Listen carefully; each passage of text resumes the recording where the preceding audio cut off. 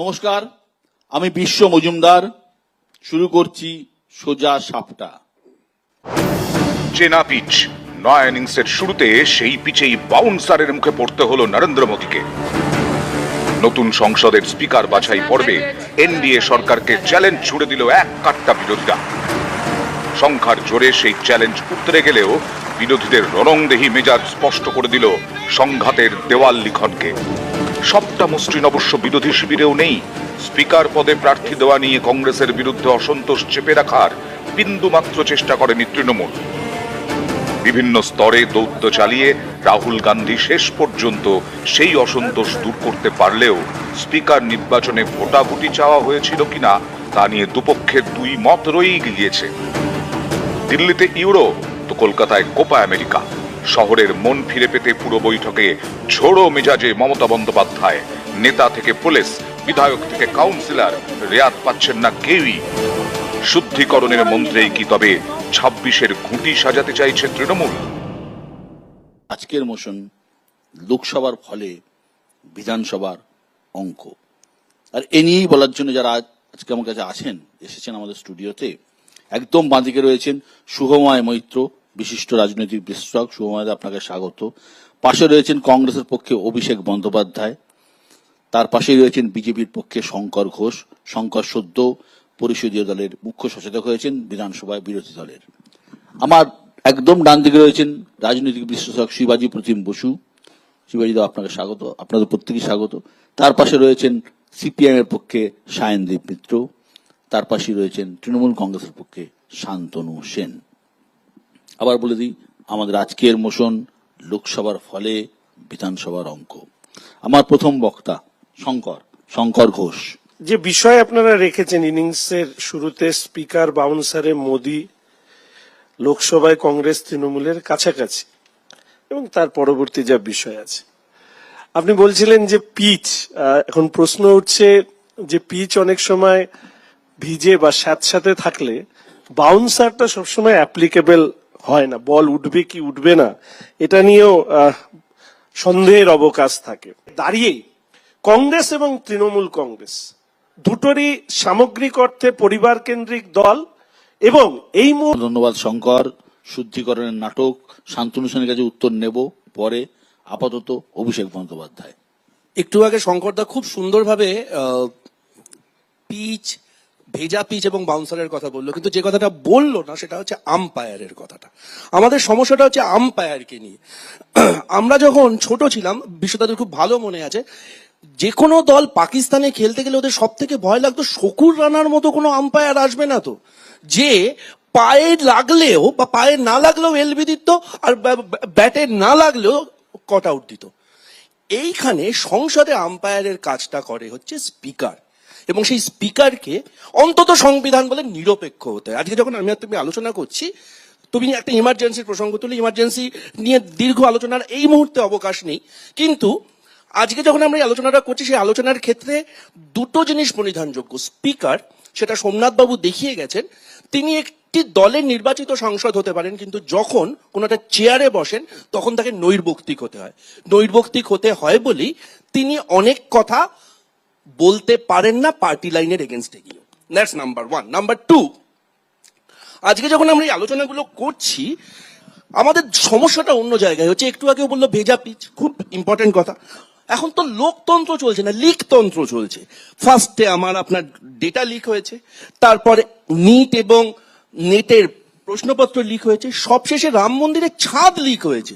তাই এই যদি লিকতন্ত্র চলে, তাহলে সেখানে তো পিচ ভিজবেই। তা পিচ যদি ভেজে, যে এতটাই ভিজে গেছে যে রামপথ ধসে পড়ছে, অটল সেতু ভাঙছে, এমনকি গতকাল দুর্ভাগ্যজনকভাবে দিল্লি এয়ারপোর্টের 1 নম্বর টার্মিনালের ছাদ ভেঙে পড়েছে।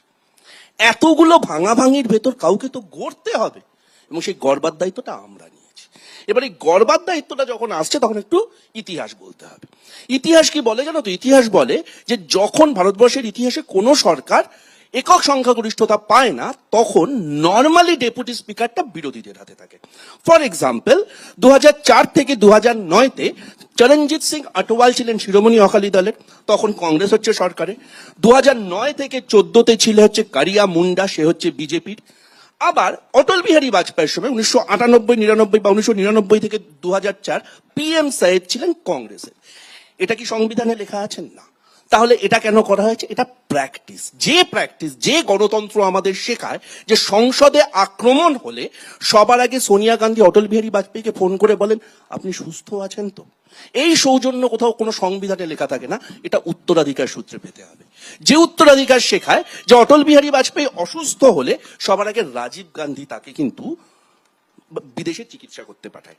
এবার শঙ্করদা বা বিজেপির একটা খুব অত্যন্ত ফেভারিট শব্দবন্ধ হচ্ছে পরিবারতন্ত্র। এবার দুর্ভাগ্যবশত বা ফ্যালাসিটা কি বলতো, যে শিশির অধিকারীর ছেলে এবং প্রদীপ ঘোষের ছেলের নেতৃত্বে এখানে বঙ্গ বিজেপি পরিবারতন্ত্রের বিরুদ্ধে লড়বে, মানে অত্যন্ত মিষ্টি মিষ্টি একটা কিউট ব্যাপার।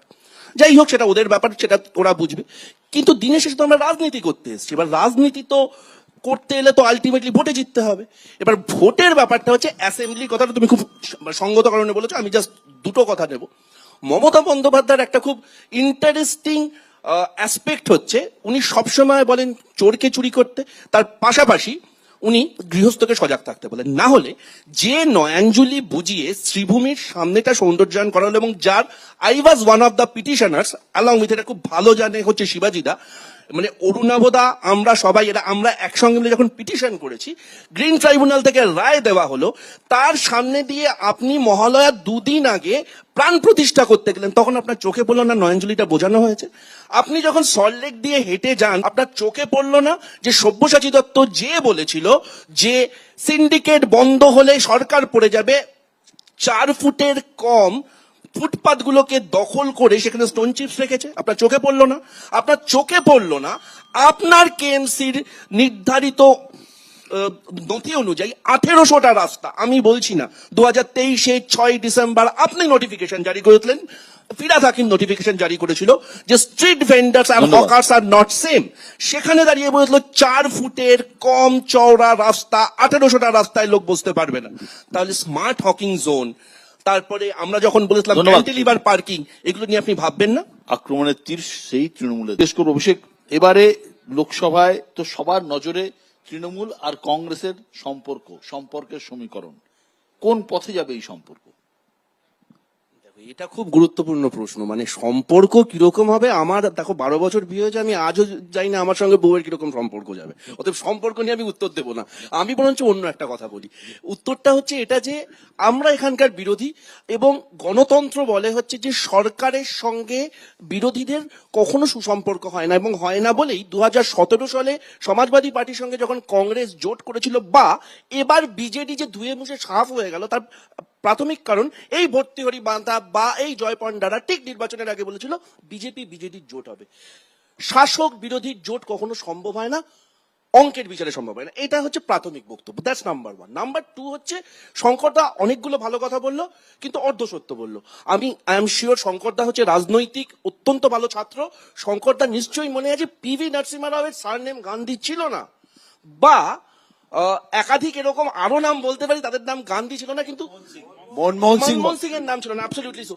এবার প্রশ্নটা সেটা নয়, প্রশ্নটা অন্য জায়গায়। প্রশ্নটা হচ্ছে যে আজকে থ্রু আউট কোনো একটা জায়গাতে, আমি একজন অরাজনৈতিক পরিবার থেকে এসেছি, শঙ্করদা তুমি অরাজনৈতিক পরিবার থেকে এসছো, আমরা জানি যে আমাদের লড়াইটা হবে যোগ্যতার ভিত্তিতে। যে ফ্যামিলিতে তোমরা যে পরিবারতন্ত্রটা বলো, প্র্যাকটিস হোয়াট ইউ প্রিচ। এটা তো হতে পারে না যে তুমি গোপীনাথ মুন্ডের মেয়েকে দিচ্ছ, অন্য সবাইকে সরিয়ে, তারপর বা সুষমা স্বরাজের মেয়েকে দিচ্ছ।